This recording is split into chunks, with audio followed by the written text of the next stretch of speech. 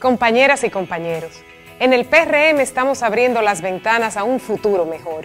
En esta convención, en la que fortalecemos y demostramos el espíritu democrático de nuestro partido, vengo en mi condición de PRMista a ofrecer mi capacidad, energía y corazón para que la unidad y el fortalecimiento del partido nos garanticen el triunfo en las elecciones del 2020. Unidos lo lograremos. Soy Carolina Mejía, tu secretaria general. Gracias, buenas noches, señoras y señores. Hoy, como todos los domingos, su programa Política Exterior en TV.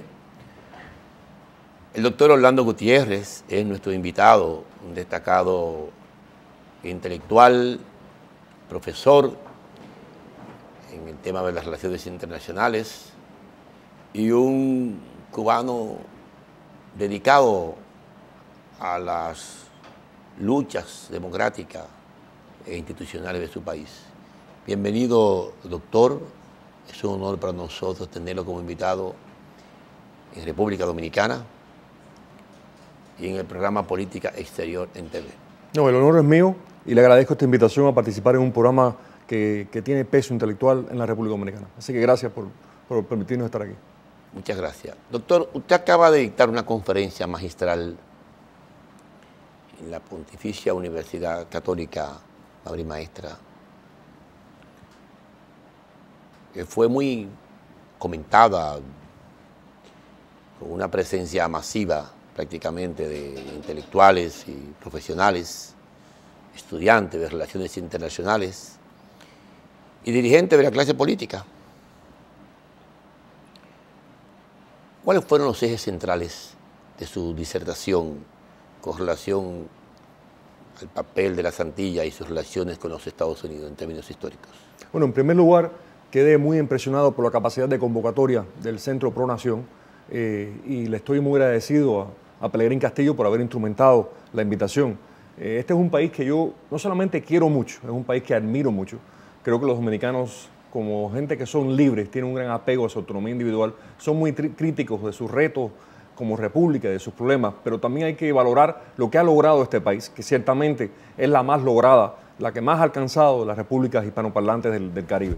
Yo creo que lo fundamental para hablar de la relación de las Antillas, comunidad histórica, con los Estados Unidos, es que tenemos que romper, tenemos que cortar con una visión laxa que viene del marxismo mal digerido, o mal leído, o mal comprendido, que una visión laxa, anacrónica de entender a los Estados Unidos como un poder monolítico que es simplemente una máquina de producción. El siglo XXI exige de los estadistas antillanos, de los estadistas latinoamericanos, una comprensión de Estados Unidos como lo que es una unión de naciones libres en la cual el poder, contrario a lo que puedan decir los ideólogos de cualquier extremismo, donde el poder decididamente no es vertical, es horizontal.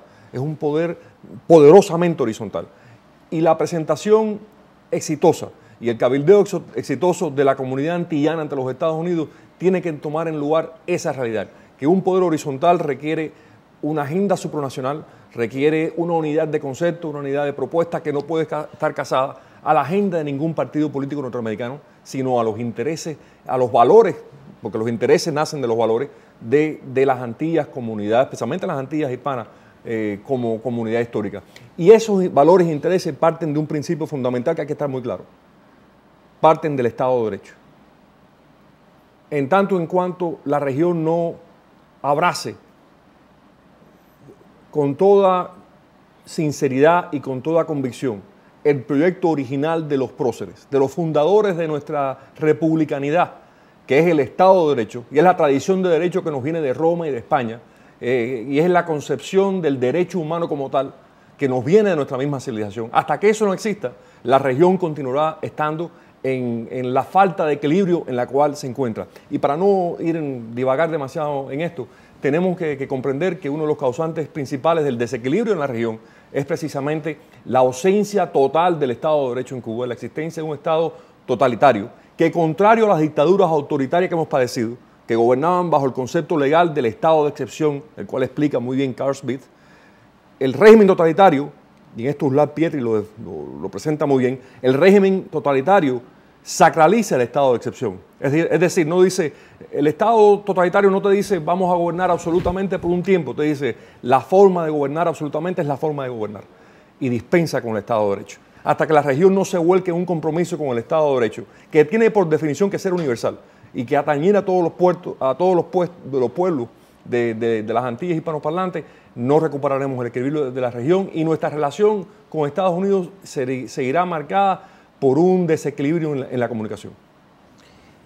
Yo pienso que usted tiene mucha razón en su enfoque, doctor Gutiérrez, pero también es justo reconocer que los Estados Unidos, desde hace décadas, no tiene perfilada una política exterior hacia América Latina, menos al Caribe, menos a las Antillas. Yo pienso que esa es una debilidad que hay que superar de parte y parte. Nosotros nos acostumbramos a que la potencia es Estados Unidos y a que todo venga atrasado desde ese poder superior.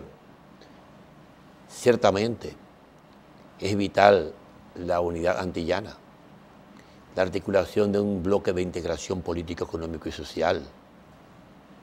No solamente para poder defender, no solamente para poder articular un mercado común, sino para poder tener una mayor influencia dentro de lo que es la interacción política y social con los Estados Unidos. Pero dictaduras ha habido en el Caribe, desde Trujillo, los Duvalier, Batista, entre otras, ¿no? O sea, gobierno de larga data. Eso es uno de los componentes culturales. Y vamos a ser sinceros, doctor Gutiérrez. Mire, Roosevelt decía, Trujillo es un chico malo, pero es nuestro chico malo. Para yo no decir otra palabra. O sea, los Estados Unidos también lograron crear en la región un sentimiento de animadversión en la relación bilateral con ellos. A nosotros nos derrocaron en nuestro presidente en 1963, luego nos invadieron y luego nos colocaron a Joaquín Balaguer, Lyndon B. Johnson, bajo la orden de hagan ese caballero presidente. Y para nosotros poder salir de ese proceso, de esa noche larga, tuvimos que hacer una alianza, entrando ahí correctamente en su análisis, de que no son monolíticos y de que no son hegemónicos y de que no son compactos y de que es un poder horizontal, ciertamente. Tuvimos que hacer una interpretación sociológica del poder norteamericano, ¿no?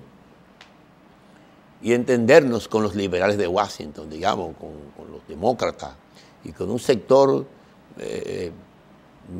con más luz del propio Partido Republicano.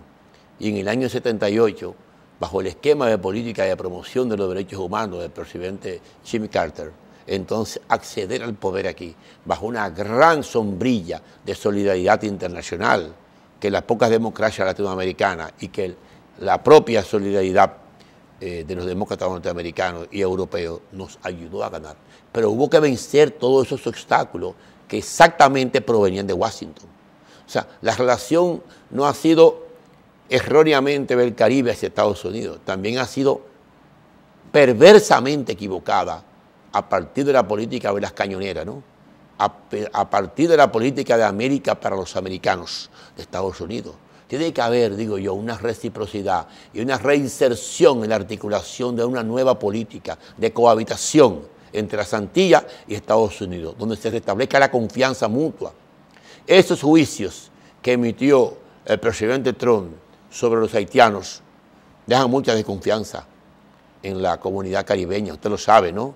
Esos prejuicios, aunque luego fueron aclarados, que no lo dijo, que lo dijo, pero van dejando un pequeño sentimiento de amargura en la subjetividad analítica de los pueblos y en los prejuicios raciales que tiene la gente. Pero de todos modos, ¿cuál es su enfoque? ¿Cuál es su visión como analista internacional, residente en los propios Estados Unidos, del primer año de gobierno del presidente Donald Trump? ¿Cuál es su visión? Antes de entrar en eso, quiero aclarar lo siguiente. En primer lugar, los Estados Unidos en su política exterior, el Estado norteamericano, el gobierno norteamericano, en su política exterior hacia la América Latina, ha adoptado la estrategia común a ambos partidos de lidiar país por país. Es decir, Brasil es una realidad, México es otra realidad, el Caribe es otra realidad, Venezuela es otra realidad. O sea, ha lidiado con Centroamérica, hay un trato de región, pero con las peculiaridades centroamericanas. ¿Por qué han hecho eso? Porque es más propenso a los intereses de Estados Unidos en la región. Pero estamos de nuevo, y repito, y como usted señalaba, ante una república en la cual el poder es horizontal y un país que es fundamentalmente, primero y antes que todo, una sociedad civil, donde hay múltiples vertientes. Si ha habido grandes errores de la política de Estados Unidos hacia la América Latina, también ha habido grandes errores en cómo la América Latina se comprende a sí misma y cómo lidia con los Estados Unidos. Es cierto. Y yo creo que debemos estar contentos que tenemos de vecinos a los Estados Unidos y no, por ejemplo, a Rusia. Los ucranianos en un segundo cambiarán de lugar geográfico con nosotros. Yo creo que lo fundamental está en lograr trabajar dentro de ese poder horizontal, estar conscientes de que en las diferentes etapas históricas los grupos de poder en cada país latinoamericano sí han sido muy capaces de lograr inmiscuir a los norteamericanos en problemas internos y utilizarlos para la victoria de una facción sobre otra. Las intervenciones norteamericanas históricamente se han dado en apoyo o causadas por o catalizadas por alguna vertiente nacional que logra asumir a los Estados Unidos como aliados. Y esas alianzas también tienden a cambiar. Por ejemplo, la intervención americana en Nicaragua en los años 20 es una guerra civil entre liberales y conservadores, con la capacidad de una facción de lograr la alianza con los americanos en contra de otra. Lo mismo en la historia de Cuba. En las guerras civiles entre los liberales y conservadores, una facción lograba la alianza con los americanos a expensa de otra y muchas veces obligando una intervención en Cuba que ni los Estados mismos querían, como fue en el caso del final del gobierno de Estrada Palma. Cuando, yendo a su pregunta puntual y tomando en consideración esto, las naciones más exitosas en el mundo hoy, y pienso en dos naciones que se han desarrollado en los últimos 45 años, Israel y Taiwán, han aprendido a trabajar dentro del esquema de poder horizontal de la gran república del norte de los Estados Unidos, apelando a todos los diferentes niveles de esa sociedad, apelando a las autonomías dentro de esa sociedad y presentando una agenda que es bipartidista, que apela a ambos partidos.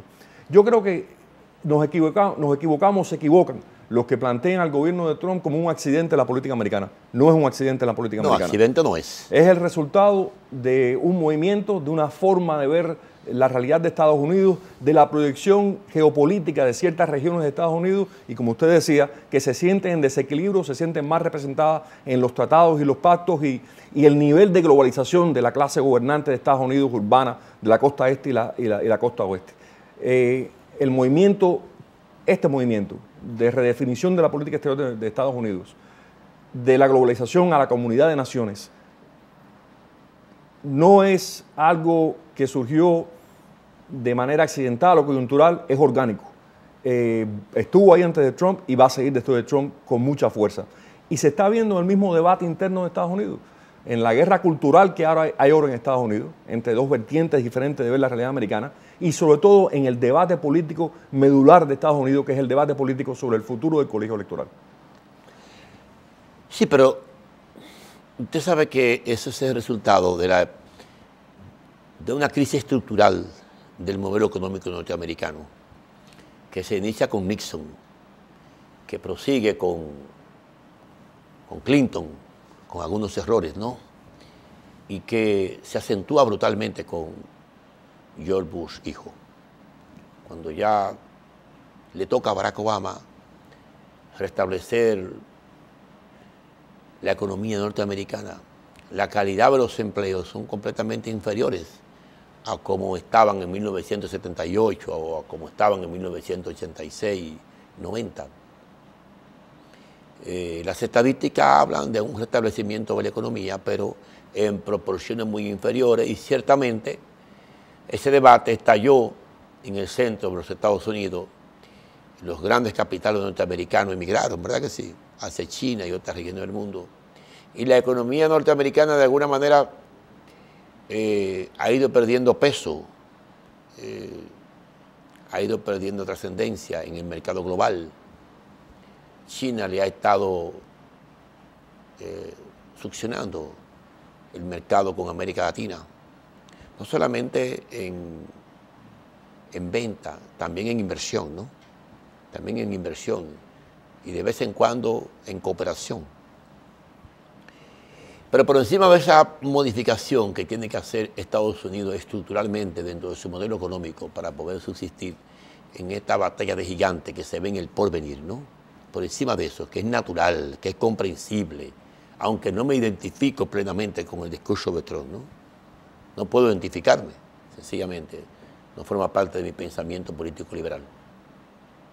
Sí pienso que el presidente Trump está condenado, está obligado a cohabitar con las Antillas y con el Caribe, no isla por isla, ni país por país, sino como región. Porque pedirle a Puerto Rico, o pedirle a Santo Domingo, o pedirle a Cuba, ¿no? Individualidades, o pedirle a Curazao, o pedirle a Aruba, o pedirle a Jamaica, cuando tú sabes perfectamente cuáles son los soportes económicos de esas naciones, de dónde procede su independencia, ¿no? ¿Cuál es su intercambio comercial? Es pedir demasiado, pienso yo. Me parece que hay que superar el prejuicio que el presidente Trump, que por cierto, hizo muy buenos negocios en República Dominicana antes de ser presidente, a lo cual tenía derecho. Y tiene una visión mínima de lo que es este país, igual que Puerto Rico, igual que Haití. Tiene Estados Unidos la obligación de articular una política más de región que de individualidades en el Caribe y en las Antillas. Está bien, Brasil es un país continente, yo lo puedo comprender, ¿no? Centroamérica actúa como un bloque, también lo puedo entender. Chile, Argentina, Colombia tienen una realidad de seguridad diferente. Venezuela es un caso muy aparte y Cuba no lo discutamos porque es un conflicto que lleva ya 60 años. Pero en el caso de las Antillas, en el caso del Caribe, los Estados Unidos tienen que definir rasgos más específicos de cuál va a ser su política exterior de cara a los próximos 4 años. Y eso no solamente le pasa a Estados Unidos, eso le pasa igual a la Unión Europea. No tienen política exterior. Es más, la Unión Europea prácticamente no tiene política exterior hacia América Latina. Es como si hubiese una repartición de áreas de influencia en el mundo, ¿no? Eso es lo que aparenta. Y yo pienso que las Antillas ciertamente están en la necesidad, lo reitero, de articular un bloque económico, político y social para poder defenderse de lo que le viene en el porvenir. Porque lo que le viene, en mi opinión, son 3 grandes bloques económicos, ¿no? 3 grandes bloques económicos. Los Estados Unidos, recomponiéndose, China y la Unión Europea y Rusia, que a la larga actuarán de manera compacta. Ese entendimiento que tú ves entre Turquía y Rusia, esa sincronización de ese discurso común que tú observas entre la Unión Europea y Rusia, ya tú no ves esa diferencia tan brutal que veías hace un año, ¿verdad que no? Ya tú vas viendo un mínimo de entendimiento regional. Y los que eran aliados de Estados Unidos, como Alemania, como Italia, como Francia, como la propia Inglaterra, sorprendentemente, ¿no? Ya empiezan a marcar algunas diferencias. ¿Por qué? Bueno, el modelo económico se hace insostenible para ellos seguir siendo los aliados incondicionales de Estados Unidos. Y eso va a obligar a articular un gran bloque en Europa, un gran bloque en Asia con China al frente y Estados Unidos. Queda completamente a la intemperie las Antillas y el Caribe, si tú lo analizas bien. Queda completamente desarmado para poder competir, para poder articular proyectos de naciones. Yo pienso que más que articular un proyecto nacional, hay que articular un proyecto regional, ¿entiendes? Para poder sobrevivir. Como decía el presidente José Mujica perfectamente, se hace insostenible el debate individual de Cuba frente a China o frente a Estados Unidos, de República Dominicana para competir con Unión Europea, con China y con Estados Unidos. Aquí lo que viene es el fortalecimiento de 3 grandes bloques mundiales, que se van a tragar todo. Y tú, como analista y como profesor de las relaciones internacionales, estoy seguro que lo ve en el futuro. Yo pienso que Estados Unidos tiene el deber de definir, reitero, los ejes centrales de lo que debe ser su política hacia la región del Caribe. Pero me interesa analizar cómo tú percibes este primer año de gobierno del presidente Donald Trump en los aspectos generales de su ejercicio gubernamental.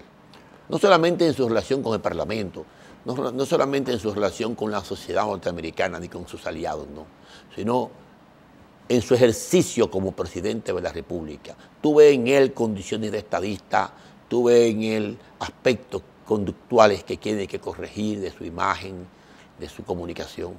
Yo quiero, para llegar a eso, tocar varios temas que usted ha tocado de manera profunda en esta exposición. En primer lugar, vuelvo al tema de comprender a Estados Unidos como un poder horizontal que es fundamentalmente, en primer lugar, una sociedad civil, que de ahí se decanta un gobierno. El presidente Trump puede tener las palabras que pueda tener, despectivas o no, sobre los haitianos. El hecho es de que en los Estados Unidos la comunidad haitiano-americana tiene la capacidad legal, jurídica, económica de organizarse muy inteligentemente, como lo ha dicho, de tener la clase de influencia que tiene el cabildeo haitiano-americano en el Congreso de los Estados Unidos y en ser un factor de influencia dentro del debate sobre Haití. Es decir, eso es lo fundamental para entender lo que son los Estados Unidos, que una comunidad haitiana, americana, que proviene de un país en crisis perpetua, puede llegar a tener una voz, una influencia y ser un factor de consulta en los debates de ese gobierno sobre el futuro de Haití. De esa lección tenemos que aprender todo. En segundo lugar, yo no tengo una visión desarrollista previsiana de la economía norteamericana. Yo creo que Nixon fue la expresión máxima de una política americana de intervención en su propia economía que tuvo su máximo desastre. Se fue empeorando hasta llegar a la debacle, casi debacle económica del gobierno de Jimmy Carter. Fue una política de control de precios que experimentó Nixon, de intervención en la economía, una visión keynesiana arcaica del manejo económico de Estados Unidos, que resultó en una serie, en que la economía americana comenzó a ser más lenta y más floja y condujo a toda la serie de crisis económicas que estuvo Estados Unidos hasta finales de los 70 y comienzos de los 80. Ahora, hoy en día, lo que nunca se puede perder de vista es que la economía más dinámica, más creativa, más poderosa, el país que tiene la tasa de patentes y de inventos más alto del mundo, pero por muy lejos, son los Estados Unidos. ¿Por qué? Porque tiene una base educacional, de investigación, una base tecnológica, mecánica, de informática, muy poderosa. Ahora, ¿dónde descansa una economía? Una economía descansa en la jerarquía de valores que tenga cualquier comunidad y cualquier sociedad. ¿Qué está ocurriendo en el mundo? Y no es un problema de los Estados Unidos, es un problema del mundo. Lo que está ocurriendo en el mundo es que la tecnología está avanzando mucho más rápidamente de lo que se puedan reentrenar las fuerzas laborales. Entonces, la distancia entre los que tienen y los que no tienen, los que ya en sus funciones como trabajador, como profesional, no pueden competir en un mundo que se tecnologiza cada vez más, han creado una distancia que no ha existido hasta este momento. Al menos que se consoliden las instituciones de derecho, al menos que se consoliden las naciones como tal, y no exista una solidaridad que tiene que proponer la sociedad civil e implementar el Estado, la distancia entre ricos y pobres va a ser insalvable. En gran medida, este movimiento que vemos en Estados Unidos que resultó en la elección de Trump es la reacción a eso, porque hay diferentes tipos de capital. Hay un capital informático, hay un capital industrial, hay un capital manufacturero, todos tienen fuerza y voz dentro de la realidad norteamericana. Lo otro es que yo creo que es fundamental esto. Solamente en un orden de derecho, y en el mundo no existe una comunidad de derecho. Es decir, lo que existe en el mundo hoy en día es una ausencia de orden mundial. Solamente dentro de la concepción de una comunidad de derecho, de un orden de derecho, es que cualquier región o país pequeño pueda tener la menor posibilidad de poder lidiar como iguales ante Estados Unidos, solo dentro de la concepción del derecho. Entonces, es abismal, es una cosa escandalosa que habla de nuestra falta de coherencia como región y que nos debilita en la misma confección de un orden mundial de derecho en el cual lidiar con Estados Unidos. El silencio, la complicidad, la falta de denuncia de la región como tal ante la existencia de dictaduras totalitarias en Cuba o en el caso de Venezuela. Esa ausencia, esa falta de definición ante la represión, la violentación institucional de los derechos humanos debilita a toda la región e imposibilita la creación de un orden mundial de derecho que nos dé mejor acceso como región.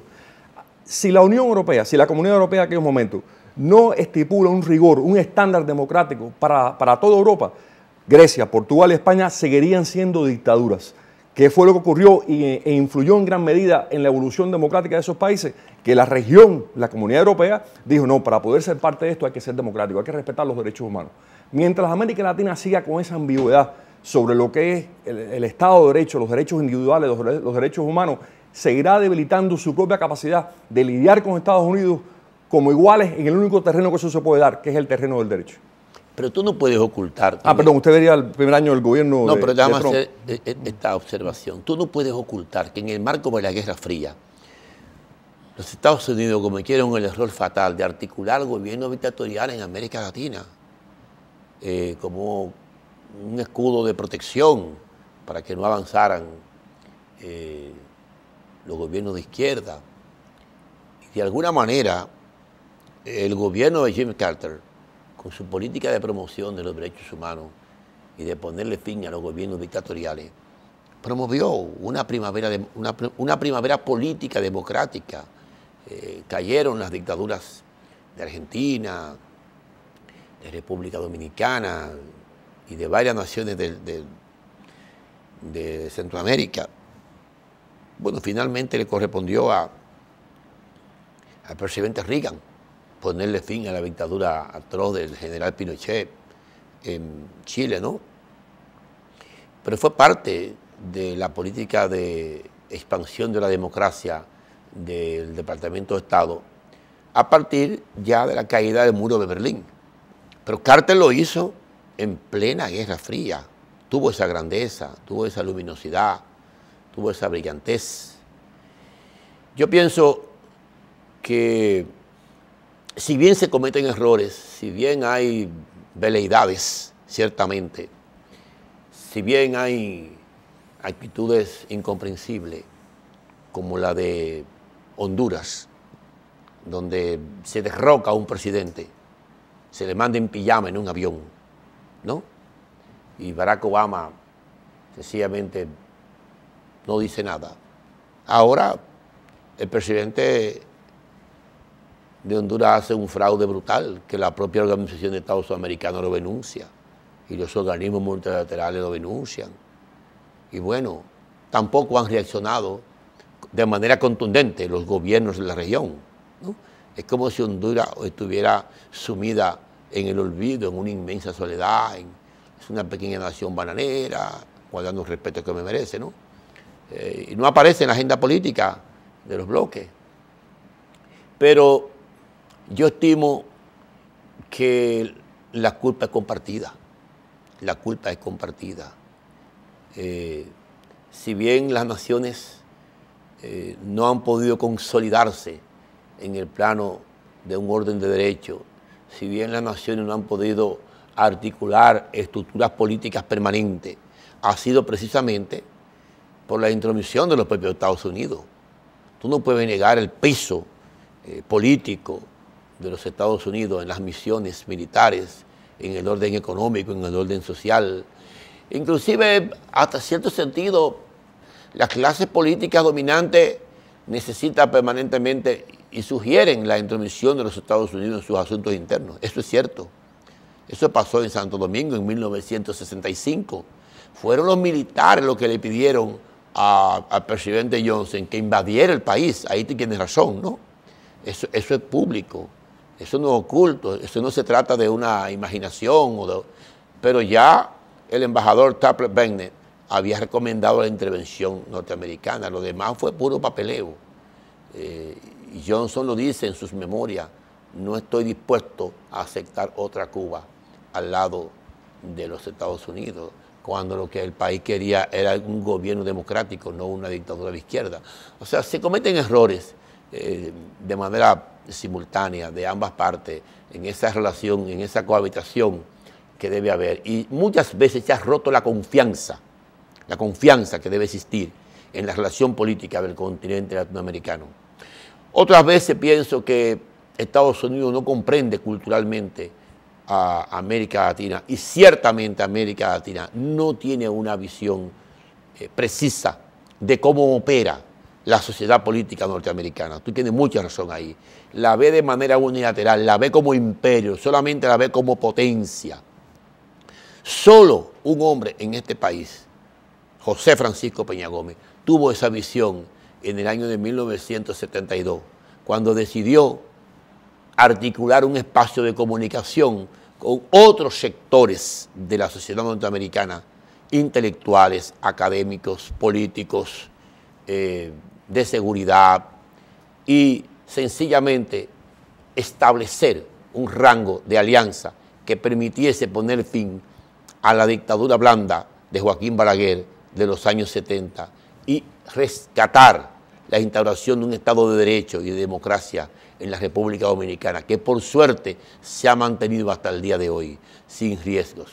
Dolorosamente, la presencia norteamericana tuvo que hacerse presente nuevamente en el año de 1994 en República Dominicana, cuando el Departamento de Estado envió al secretario para América Latina, Michael Score, a ponerle fin al gobierno de Balaguer, que en un nuevo fraude electoral intentaba eternizarse en el poder y colocaba el país al borde de una guerra civil. Tú dirás, bueno, ¿y ahí quién se lo pidió? Los Estados Unidos sencillamente no querían una guerra civil en República Dominicana, ya que Haití estaba en una dictadura exportándole inmigrantes haitianos a la ciudad de Florida, y eso así insostenible manejo migratorio. O sea, se da una multiplicidad de circunstancias, de factores, de realidades, que es lo que rearticula una política exterior entre ambos espacios, entre las Antillas y entre los Estados Unidos. El tema de Brasil es una realidad diferente, lo mismo que Argentina, ¿no? Con Argentina había un problema de confrontación económica y choque de intereses, muchas veces, ¿no? Más que choque ideológico. Pero, de todos modos, para poder analizar el tema del primer año de Donald Trump y la visión que tú tienes sobre ese enfoque, vamos a hacer una pequeña pausa y volvemos. Compañeras y compañeros, en el PRM estamos abriendo las ventanas a un futuro mejor. En esta convención, en la que fortalecemos y demostramos el espíritu democrático de nuestro partido, vengo en mi condición de PRMista a ofrecer mi capacidad, energía y corazón para que la unidad y el fortalecimiento del partido nos garanticen el triunfo en las elecciones del 2020. Unidos lo lograremos. Soy Carolina Mejía, tu secretaria general.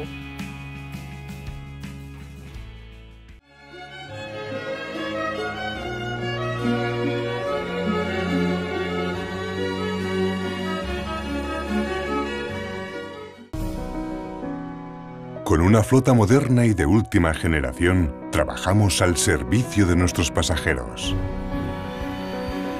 Somos una de las aerolíneas más puntuales del mundo. Porque pensamos en ti, Air Europa es una compañía certificada en seguridad, calidad y medio ambiente.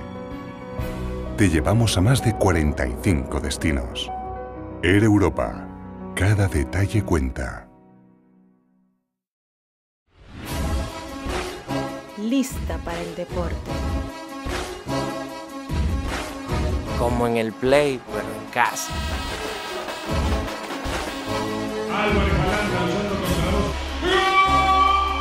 Para que lo escuchen hasta los vecinos. Celebremos con todo, por deporte. Plaza Lama, la super tienda.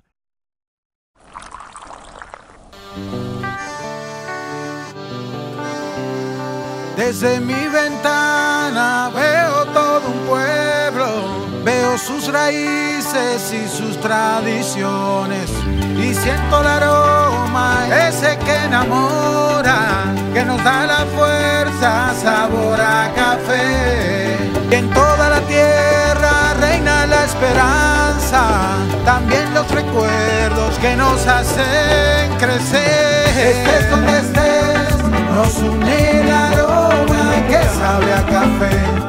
Café Santo Domingo, sabor que empieza en el aroma. Estés donde estés, nos une el aroma. Café Santo Domingo, sabor Que empiece en el aroma. Tu café de siempre.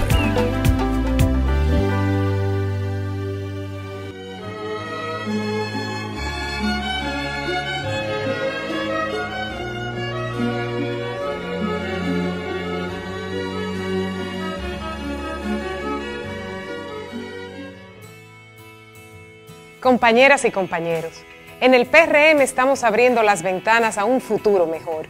En esta convención, en la que fortalecemos y demostramos el espíritu democrático de nuestro partido, vengo en mi condición de PRMista a ofrecer mi capacidad, energía y corazón para que la unidad y el fortalecimiento del partido nos garanticen el triunfo en las elecciones del 2020. Unidos lo lograremos. Soy Carolina Mejía, tu secretaria general. Nuevamente con su programa Política Exterior, conversando hoy con el profesor Orlando Gutiérrez, académico de la Universidad de la Florida y un experto en relaciones internacionales y en las relaciones de las Antillas con los Estados Unidos. Profesor, ¿cuál es su enfoque, cuál es su análisis, cuál es su visión del primer año de gobierno de Donald Trump, de sus políticas internas y de sus políticas externas? Bueno, una vez más le quiero agradecer la invitación a este programa, lo estoy disfrutando mucho, es un placer siempre tener un intercambio profundo con alguien que es un estudioso y que vive la política internacional. Yo creo que el conflicto de la Guerra Fría no fue un conflicto relativo, yo no tengo una visión relativista de ese conflicto, creo que fue el conflicto entre el monstruo de los estados totalitarios europeos, las monstruosidades de los soviéticos, las monstruosidades institucionales del comunismo de China, bajo Mao Zedong, que unos niveles de locura tremendo, la monstruosidad del comunismo en el mundo entero, especialmente lo que me ha tocado vivir a mí, que es la monstruosidad del comunismo en Cuba y lo que representaba el Estado totalitario en el mundo. Y la América Latina y otros países del mundo, las clases medias generalmente latinoamericanas generaron dictaduras de seguridad nacional frente al terror de caer en el comunismo. Fueron chilenos los que pusieron en el poder a Pinochet, fueron argentinos los que pusieron en el poder a la Junta Militar Argentina. Y la Junta Militar Argentina, lejos de caer por cualquier acción de Jimmy Carter, cayó por el exceso de los generales argentinos de intervenir en las Malvinas, que propició una crisis interna que condujo a la democracia. En todo este proceso, indiscutiblemente el presidente Jimmy Carter sentó en la política internacional el paradigma de los derechos humanos y hay que reconocerlo y hay que respetarlo por eso. Pero también es verdad que fue un presidente muy débil en muchas decisiones clave de política exterior. Fue responsable directa o indirectamente de la toma del poder por los fundamentalistas islámicos chiitas en Irán, que puso en marcha una serie de consecuencias terribles para la región y terribles para el mundo que aún estamos sintiendo hoy en día. Fue también muy laxo con las dictaduras de izquierda y muy fuerte con los regímenes de autoritarios que se enfrentaban a eso. Cierto también es, y hay que reconocerlo, que el presidente Ronald Reagan le dio continuidad a la política de derechos humanos de Carter, porque fue Reagan el que le puso presión a Pinochet para que respetara las elecciones y las hiciera. Fue Reagan el que le puso presión a las dictaduras de Centroamérica para que se abrieran y evolucionaran hacia la democracia. Y fue Reagan el que tuvo la visión, siendo un republicano, de aliarse con la socialdemocracia mundial para hacerle frente al comunismo y derrotarlo. La derrota del comunismo soviético fue en gran medida una victoria de la socialdemocracia aliada con el gobierno de los Estados Unidos y con el Vaticano. Ese triángulo fue mortal para la caída del comunismo en gran parte del mundo. Mire, y la aparición de un personaje como Mikhail Gorbachev. Pero Mikhail Gorbachev, su presencia era... Sí, pero Mikhail Gorbachev se hizo posible la aparición de un Mikhail Gorbachev por la presión que se le puso al Imperio Soviético en toda su extensión. Si no, no hubiera existido las aperturas de crisis dentro del aparato soviético para el surgimiento de una figura reformista. Hasta ese momento, el poder soviético siniestro, represivo, dominaba. Gorbachev surge porque hay un Reagan, porque hay un Juan Pablo II, porque hay un Helmut Kohl, porque hay una Margaret Thatcher, una serie de estadistas que marcaron un cambio en el mundo, como también un François Mitterrand, que hay que reconocerlo. Pero déjame hacer una observación en este conversatorio, no en este debate. Usted no me puede ocultar a mí que Nathaniel Davis, el ex embajador norteamericano en Santiago de Chile, en el gobierno de Salvador Allende, en su prestigiosa obra Los 2 últimos años de Salvador Allende, presenta como evidencia el plan START-1, START-2, diseñado por el Departamento de Estado bajo el gobierno de Henry Kissinger y aprobado por el presidente Nixon, impedir el ascenso de Salvador Allende al poder, electo democráticamente, ordena matar al general René Snyder, un plan directamente articulado por la CIA, no un plan directamente articulado por la derecha chilena, no, por la CIA. Usted no puede ocultar, están ahí, los reconoció el secretario de Estado del gobierno del presidente Bush cuando dijo: me siento avergonzado del papel jugado por los Estados Unidos en apoyo y en instalación de la dictadura militar chilena. Bueno, eso no lo digo yo, eso lo dijo el secretario de Estado. El hecho es que ¿usted me entiende? O sea, lo que le quiero decir es que Salvador Allende llegó al poder. Democráticamente. No, Salvador Allende llegó al poder democráticamente. Ahora, sí, lo que no se puede ocultar y lo que a menudo se oculta... No, pero para aclararle, señora, cuando usted dice que son los chilenos los que derrocan a Salvador Allende. No, es la influencia de la CIA. Los camioneros que se pusieron en huelga no eran...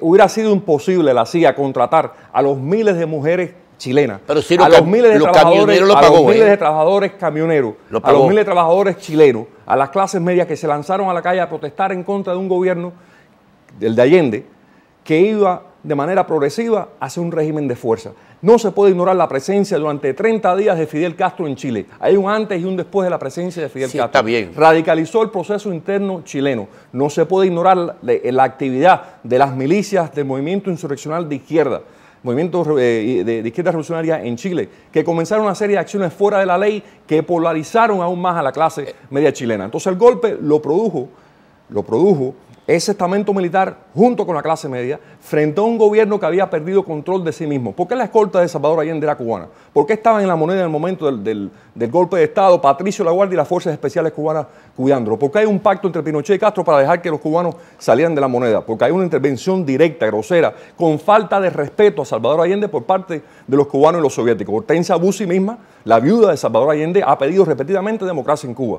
Porque, en primer lugar, no es concluyente lo que se ha dicho sobre la participación de la CIA en el plan de asesinato. En segundo lugar, fue Estados Unidos el que inició la persecución contra la DINA, que inició los procesos judiciales que terminaron con el quebrantamiento del poder de la DINA. Eso es indiscutible. Profesor, recuérdese perfectamente, y usted es una persona con una cabeza bien amueblada, recuérdese perfectamente que el director de la DINA hizo lo que no hizo un grupo terrorista nunca en Washington, lo que no hizo Hezbollah, lo que no hizo Al Qaeda, y lo hizo en 1974.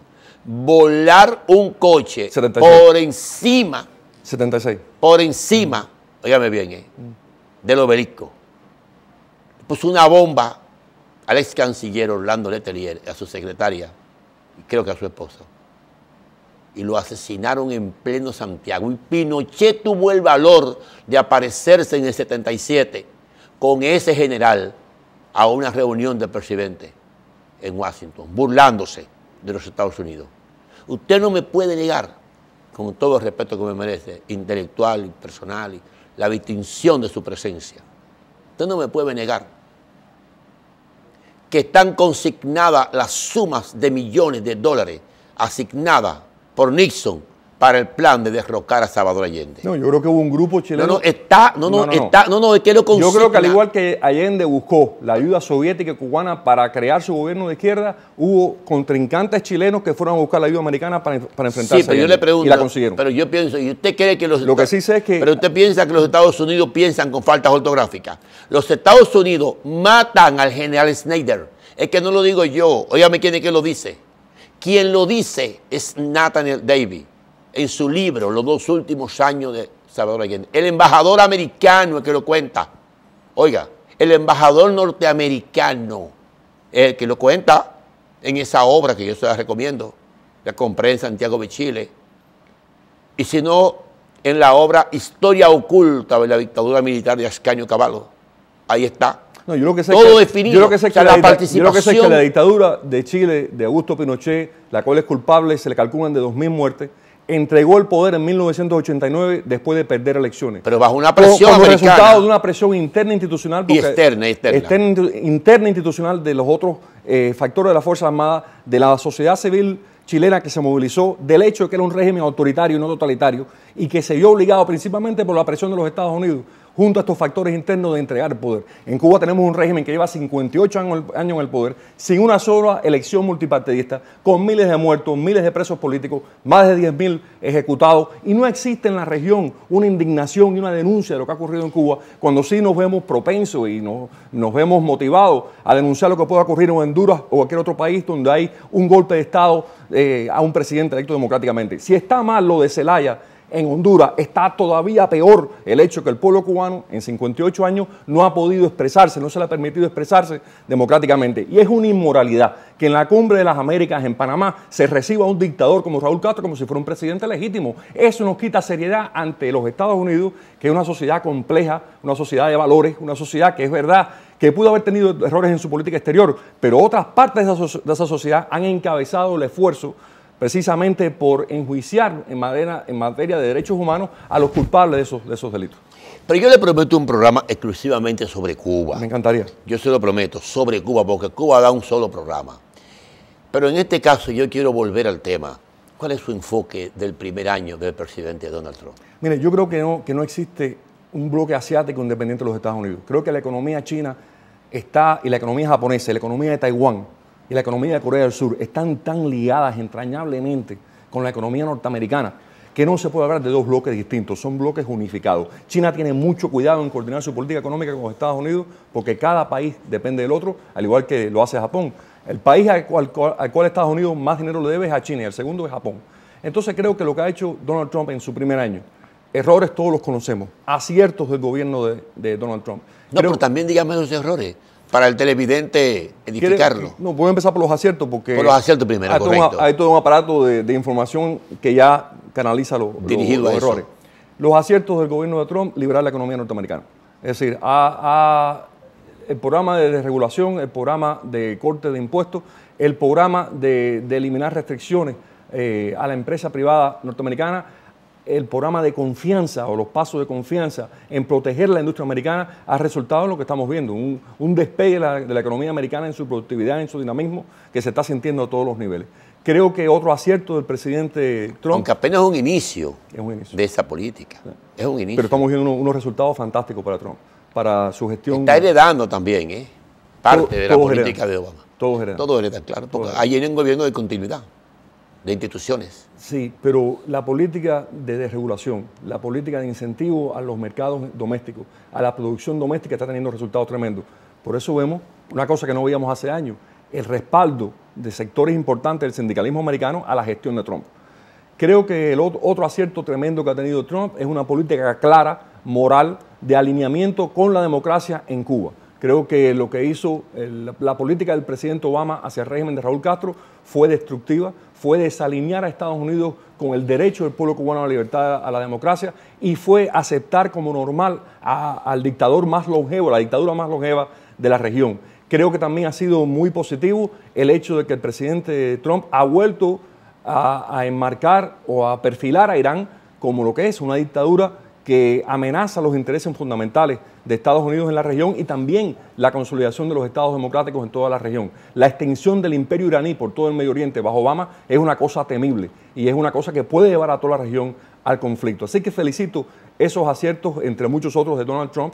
Desaciertos de Donald Trump, creo que ciertamente su modo de gobernar, su estilo personal, que a muchos norteamericanos le agrada porque dice cosas que están en el aire y la gente quería que se dijera, no ha sido un estilo de congeniar voluntades y de lograr un discurso bipartidista. Hay una crisis en ambos partidos de esa capacidad de poder juntarse y ha polarizado o ha ayudado a contribuir a esa polarización de la política interna americana que estamos viendo.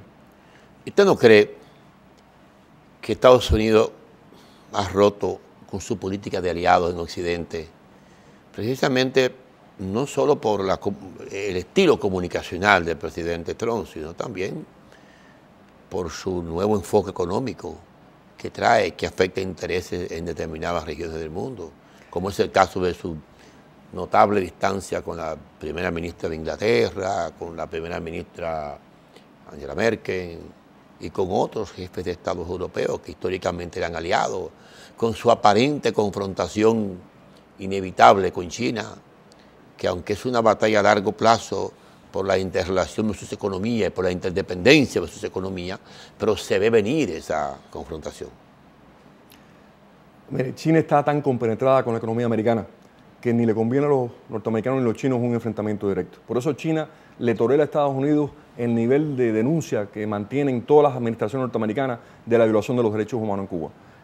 Por eso precisamente es que China le acepta a Estados Unidos el respaldo que le da a Tibet y le da al Dalai Lama, porque hay una compenetración muy profunda. Por eso China también respeta a Taiwán por el compromiso americano de defender la democracia taiwanesa frente a la República Popular China. Yo creo que a los chinos no les conviene ni están buscando un enfrentamiento con los Estados Unidos, como tampoco lo están buscando con Japón, que es la otra gran potencia económica del área que no se puede nunca subestimar.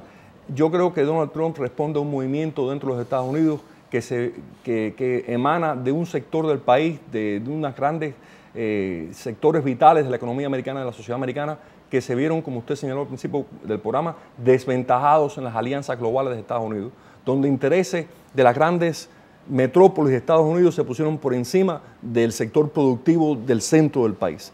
Y creo que responde a ese deseo, como expresó Trump y Pence ante las Naciones Unidas, un reenfoque de la política desde la globalización hacia la comunidad de naciones. Muy bien, para poder seguir conversando sobre este y otros temas, hacemos una pausa. Compañeras y compañeros, en el PRM estamos abriendo las ventanas a un futuro mejor. En esta convención, en la que fortalecemos y demostramos el espíritu democrático de nuestro partido, vengo en mi condición de PRMista a ofrecer mi capacidad, energía y corazón para que la unidad y el fortalecimiento del partido nos garanticen el triunfo en las elecciones del 2020. Unidos lo lograremos. Soy Carolina Mejía, tu secretaria general.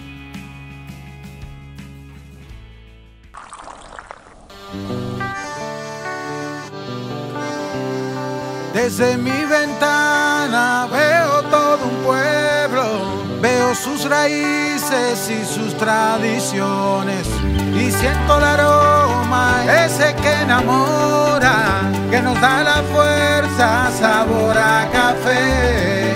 Y en toda la tierra reina la esperanza, también los recuerdos que nos hacen crecer. Estés donde estés, nos une el aroma que sabe a café. Café Santo Domingo, sabor que empieza en el aroma.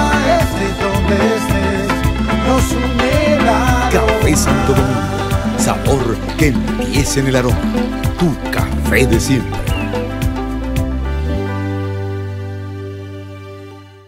En todo el país para mejorar el voltaje y mantener la continuidad del servicio.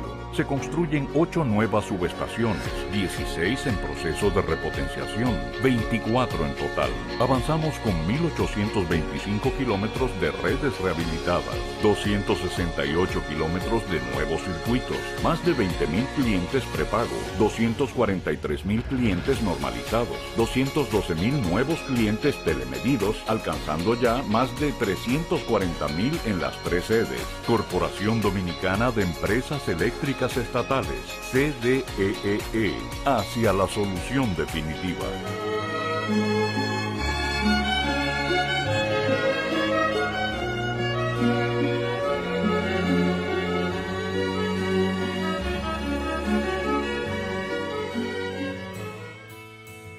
Compañeras y compañeros, en el PRM estamos abriendo las ventanas a un futuro mejor. En esta convención, en la que fortalecemos y demostramos el espíritu democrático de nuestro partido, vengo en mi condición de PRMista a ofrecer mi capacidad, energía y corazón para que la unidad y el fortalecimiento del partido nos garanticen el triunfo en las elecciones del 2020. Unidos lo lograremos. Soy Carolina Mejía, tu secretaria general. Gracias. Entramos en la etapa final de su programa Política Exterior. Hoy con el profesor Orlando Gutiérrez como invitado especial. Profesor, se ha destapado la prensa internacional con una noticia sorprendente: el aumento de la sanción contra el expresidente Lula da Silva en Brasil. Hay que reconocer que el presidente Lula tuvo un rosario de aciertos en su gestión económica, sacando de la pobreza aproximadamente 25 o 30 millones de brasileños, que respetó la Constitución, que ejerció el poder sobre la base de una cohabitación con todos los sectores democráticos. Yo me pregunto, y le pregunto a usted, ¿cuál es el punto entre la persecución, entre el rencor, la venganza y la justicia? Porque el presidente Lula se observa como el candidato más popular, y quien primero juzga a un expresidente siempre es el electorado. En una nación como Brasil es difícil, que es un país continente, donde no hay un sistema de partidos políticos nacionales, sino regionales que hacen multialianza para cohabitar y gobernar, ¿no? Se ven obligados a hacer concesiones, se ven obligados a armar una democracia todavía frágil, ¿no? No estoy justificando errores con eso, ni estoy justificando las tonterías de Odebrecht. Estoy diciendo la complejidad de Brasil como nación. ¿No percibe usted que hay un punto de encuentro entre la venganza de haber sido un soldador y haber llegado a presidente y haber superado otras clases intelectuales y políticas y económicas, y la posibilidad de volver a hacerlo nuevamente como tiene el presidente Lula? ¿Cuál es su visión de ese tema? Yo hubiera deseado que el presidente Lula tuviera compasión, comprensión y solidaridad para los perseguidos en Cuba y en Venezuela. Lamentablemente vi la imagen terrible de cuando el líder obrero Orlando Zapata Tamayo murió en huelga de hambre en una prisión política en Cuba, al presidente Lula lleno de tragos y sonrisas al lado de Fidel Castro y al lado de Raúl Castro, justificando esa muerte. Lo vi yo. Lo vi justificando el arresto de oponentes pacíficos en Cuba. Lo vi justificando y apoyando la represión en Venezuela. Y lamento que un hombre que tenga una proyección social democrática internamente en su país tenga una proyección internacional de apoyo y de comprensión y de cabida al totalitarismo.